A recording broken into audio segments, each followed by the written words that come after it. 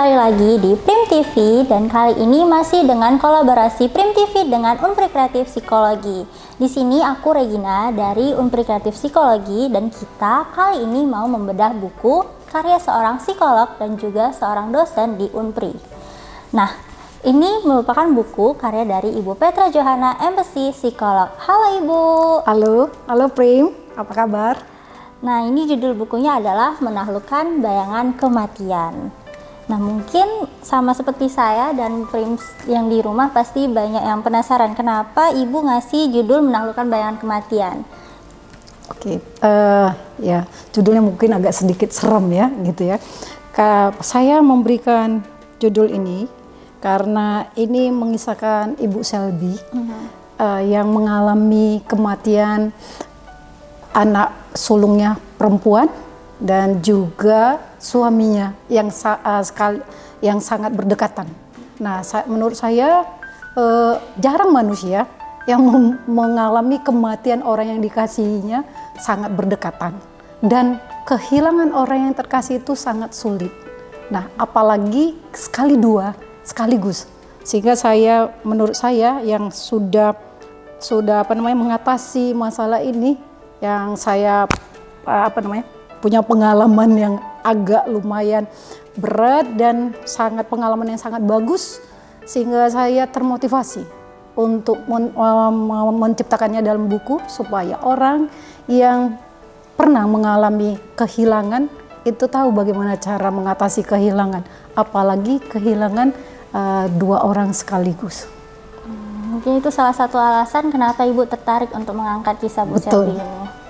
Nah, saya kan sempat baca juga ya kan Bu, saya tertarik sebenarnya dengan kisah-kisahnya. Ada bagian di dalam buku ini yang menurut saya itu tertarik banget nih saya, yaitu ketika Bu Selby ini mendatangi konselor, yaitu konselornya adalah Ibu sendiri.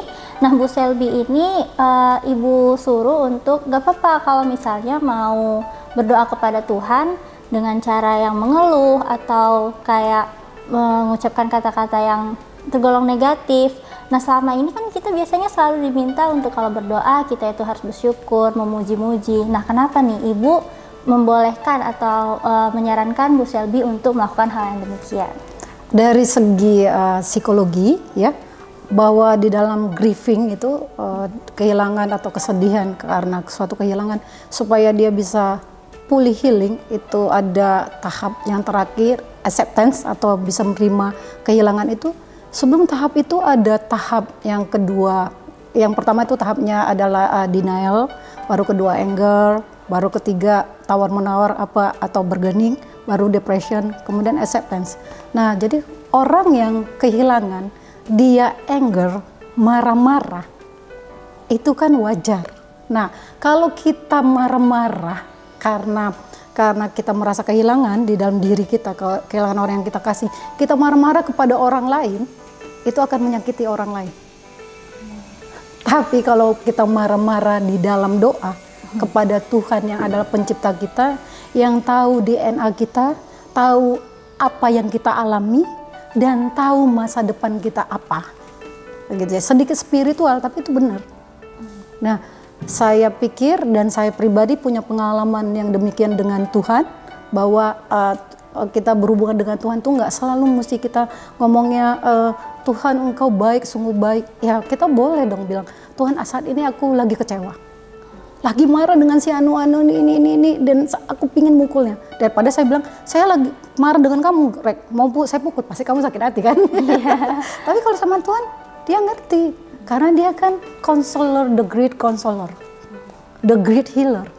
Nah, tadi alangkah bagusnya dia bisa menceritakan itu kepada Tuhan tanpa menyakiti orang lain, dan Tuhan nggak akan tersakiti karena Tuhan bukan manusia, dan dia bisa sembuh. Jadi dia bisa masuk tahap yang tadi, dari anger, dari denial, anger, bisa tahap ke tawar-menawar, bargaining, baru depression maupun acceptance. Nah, salah satu stage saat grieving ini kan ada yang namanya denial ya Bu? Yes. Nah, saat itu ini juga terjadi kepada Bu Selby, di mana dia sempat menyalahkan Tuhan dan merasa skeptis, juga menyalahkan dirinya atas kematian-kematian orang yang dia sayangi. Nah, emangnya apa semua orang yang mengalami fase grieving ini akan mengalami fase ini atau tidak? Sesuai dengan teori, tentu teori itu berasal daripada banyak penelitian. Nah, gitu kan, banyak penelitian, banyak riset tentang fenomena yang ada. Ya, pada umumnya seperti itu. Dan saya melihat orang yang kehilangan, termasuk saya mengalami kehilangan papa saya, ya, usia 7 tahun, kan gitu ya kan. Juga kehilangan selain orang yang kita kasih, kan ada juga kita kehilangan. Saya pecinta binatang, saya kehilangan binatang, kan gitu. Itu tentu pada umumnya dan itu normal, bisa punya fase seperti itu. Ada juga orang yang langsung loncat, ya, dari dia misalnya langsung dari denial bisa langsung cepet dia acceptance. Nah gitu. Tapi pada prinsipnya untuk emosi negatif itu memang punya jenjangnya tadi. Denial, anger, baru bargaining, baru depression, baru acceptance gitu. Semakin kehilangannya semakin berat, 5 fase itu pasti ada. Kalau kehilangannya tidak terlalu berat, mungkin dia bisa langsung loncat, langsung dari dia kehilangan langsung acceptance, bisa tergantung juga skill coping stres atau coping grieving mereka. Nah gitu. Berarti kalau ada orang yang merasa ada di fase denial saat sedang grieving, itu bukan hal yang salah, ya Bu? Iya, bukan abnormal, itu normal. Wajar gitu. Dia denialnya seperti ini misalnya, dia belum mati kok, dia masih hidup. Ya kadang apalagi kalau kita lihat, ya misalnya seperti Ibu Selby ini kan, baru 5 menit aja dia pisah dari suatu MLM, dia dapat penghargaan, belum sampai rumah gitu ya kan, belum sampai 1 jam anaknya naik motor, dia ke rumah naik angkutan umum gitu, belum sampai udah ditelepon bahwa anaknya terkapar dan dibawa ke rumah sakit. Rasa tidak percaya itu akan membuat orang denial, karena kan shock, baru aja sih, masa sih, gak mungkin kan gitu kan. Makanya muncul denial. Dan setelah meninggal pun dia rasanya kayak enggak loh, masih hidup, apalagi terbayang wajahnya, lihat bukunya atau lihat bajunya kan gitu, masih ada.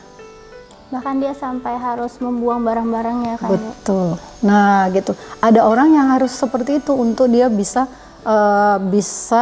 menerima bahwa itu sudah tidak ada, bahwa dia sudah meninggal. Nah gitu, ya itu lebih bagus kan, demi kesehatan mentalnya nggak apa-apa. Nah. Jadi cara orang untuk sampai ke fase acceptance ini pasti beda-beda, ya? Beda-beda, tiap orang berbeda-beda, setiap orang ada perbedaan kepribadian dan perbedaan latar belakang, dan kita nggak boleh menyamakan. Nah yang penting fasenya dia ikuti atau dia udah sampai ke fase acceptance sehingga dia bisa healing. Makanya kan kadang banyak tuh kan Bu, orang-orang yang bilang, aku aja bisa kok ngelewatin itu. Pasti Prims di rumah sering tuh dengar kata-kata kayak gitu. Padahal nggak bisa disamaratakan, ya kan Bu? Iya. Nah, kalau semuanya bisa disamaratakan, ya gitu ya kan, berarti semua orang sama dong. Padahal tiap orang kan tadi unik, DNA-nya aja unik kan gitu ya kan. Nah, jadi nggak boleh kita menyamakan orang lain. Terus kekuatan setiap orang juga kan berbeda-beda. Rasa kehilangan setiap orang itu berbeda-beda, nggak bisa dikuantitatifkan karena ada kualitatifnya juga. Nah, kita loncat lagi ke bagian epilog di buku ini. Iya. Ada yang menarik juga yang menurut saya ini perlu kita bahas, yaitu stres itu ada 2 jenis, yaitu eustress dan distress. Mungkin Prims di rumah yang bukan anak psikologi ini kurang tahu nih kalau stres itu terbagi 2. Nah, coba dong Bu, bisa dijelaskan gimana nih tentang jenis stres ini? Jadi stres itu sebenarnya bagus untuk manusia. Tujuannya untuk mengeluarkan hal yang optimal di dalam diri kita.